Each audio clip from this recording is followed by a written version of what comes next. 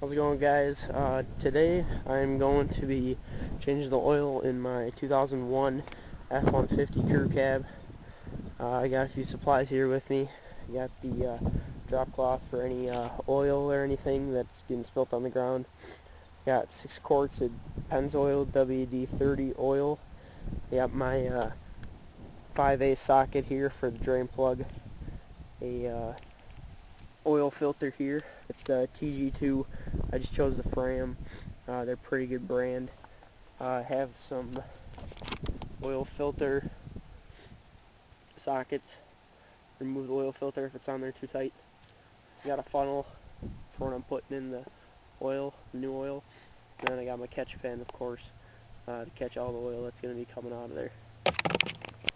Another good thing to have would probably be a pair of safety glasses and wearing some grubby clothes because you're probably going to get pretty dirty, and a pair of gloves if you want. Cover your hands up unless you got something to wash them with later. The oil will stick to your hands pretty good. It'll be a little difficult to get them off. But to start off, what you want to do is make sure your truck's in park, number one, and I'd set the emergency brake. That would be a smart thing to do. Emergency brake's down here for me. Now the next thing you'll want to do here is to get on under your truck, locate your oil drain plug here and take that 5A socket, get her on there pretty good, loosen her up,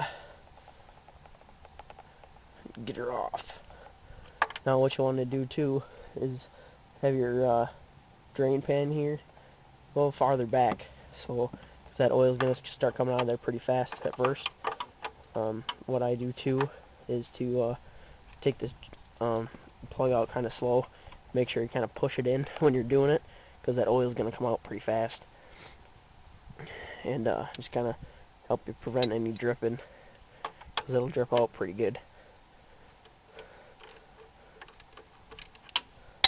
just like that.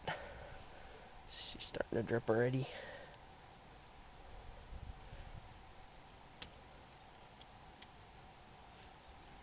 Still a little too tight. There we go.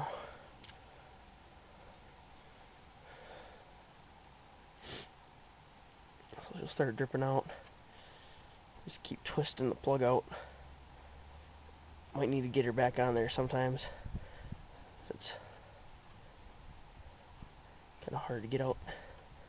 But like I said again, keep pushing, putting a little pressure on there so it doesn't all come out on your hands. Just keep pushing her in when you're turning it out.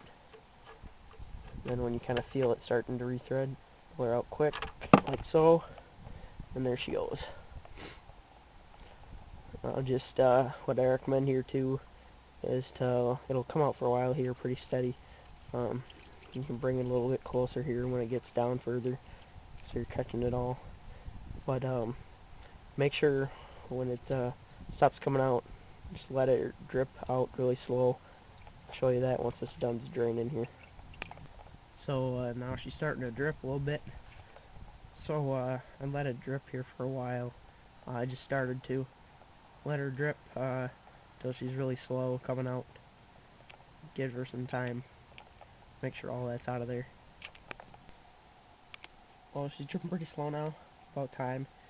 Put the plug back in. Tighten her down. Make sure she's hand tight. Take the socket out to her just a little bit. No need to get out the cheater bar or anything. Get it tight enough.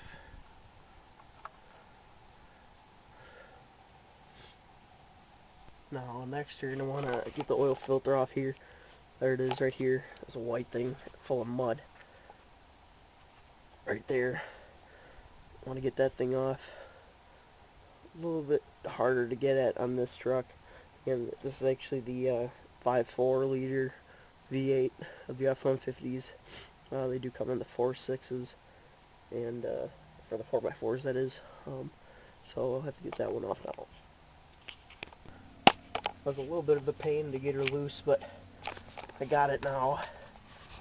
So I just turn her off there. And again, make sure your drip pan's underneath here, just so you're going to catch everything. But again, that's what that's for too. Cloth, the access. But and the pain about these two, since your filter's up there, it's gonna leak over onto your diff and everything. But I mean, try and get it off fast. And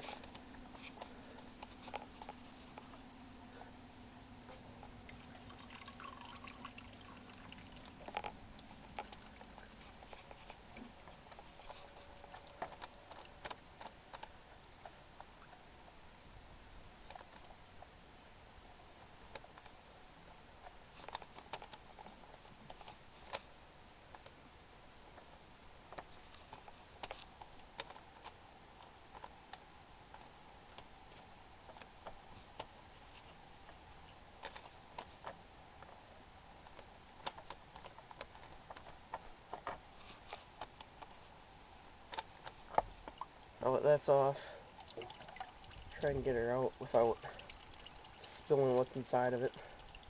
Try as a keyword here. These tight quarters is kind of hard, but got her out there, and you can just let her drain all that out in there. Then when you get this off too, make sure this black ring is still on it. If that black ring is not on this, it'll still be up there in that housing for it. Make sure you get that off, because if you put on the new filter, has one of these on it already, you put that on it, you're going to have major leakage, and you're going to have to do this all over again. So one critical component for that you're going to want to make sure you do. Now too, when you do this, make sure when you put this new one on, of course that ring's going to be on here, like I said. Take some new oil, pour it around the edge here, get that black cap a little lubed up, get it all lubed, just a little better seal on it. And then also put a little bit of oil right in the center here, fill it up a little bit. You're not going to be able to fill it up full because you got to put it in there sideways, but most vehicles you fill it up pretty full and put it in there straight. Now that you got it all lubed up, put her on in here, tighten her down. Make sure she's pretty darn tight in there. There'll be another spot to leak out of if you don't get it tight. Alright, now that the filter's on, your oil's drained out of your pan, you need to locate your fill location here. Unscrew that. And then here's where the funnel comes in. Put the funnel on in there. Make sure you don't spill much. Might still spill some. And then you're going to want to grab your oil here. Again, I used the Pennzoil 10W30 oil. You're going to want to pour it on in. One thing I've learned too is most people decide to pour it this way, and it doesn't flow out as smoothly. So what you want to do, keep the cap at the top of the bottle, and it flows out much better. Much better. Don't have all the bubbles in there. Doesn't take as long. So just pour all 6 quarts in there. And repeat this 5 more times. Alright, now once you have all 6 bottles in there, or however many your car calls for, you can take out the funnel, give it a little tap, make sure all that oil's out of there. Use as much as you can out of there, of course. You can take your plug, put her back in, and then you're going to want to start the engine for a few seconds.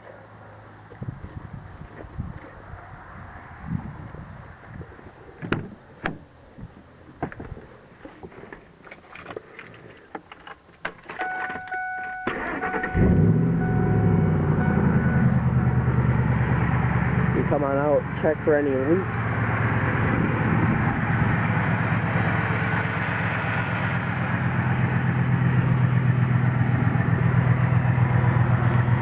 Make sure you have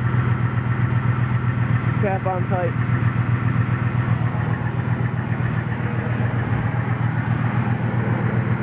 And make sure the filter's fine. There's no leaks coming out of it.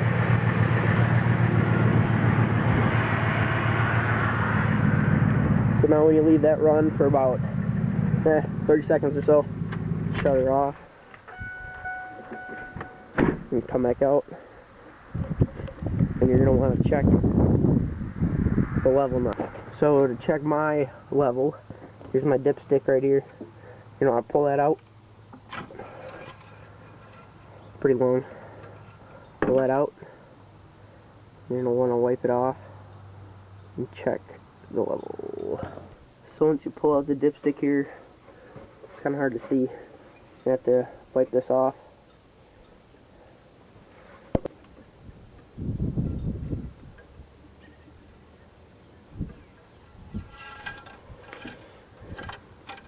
Back in, all the way. Make sure she's in all the way. Pull it out. You're going to check it one more time. So you're going to pull it out for the second time, and I hope most of you know how to check your oil level. If you don't, you're going to have to learn how to. You need to look at the bottom of this. It's kind of hard to see right now. Where it says max, you're going to make sure that oil level is up to the maximum, which mine is, so you're all set. So you can put it back in there. For best results too, it's probably best to drain your oil and everything when the engine is warm. That way you get all the fluid out of all the little crevices in the engine and everything. Pretty much the same procedure can be done on pretty much all vehicles. The location of the oil filter, the drain plug, and fill cap and the dipstick, of course, is going to vary, and also the amount of oil you're going to use. But check your manual for those locations, or contact your mechanic if you're going to try and do this by yourself. If you guys have any questions or anything, just leave them on YouTube here. Otherwise, have a good one.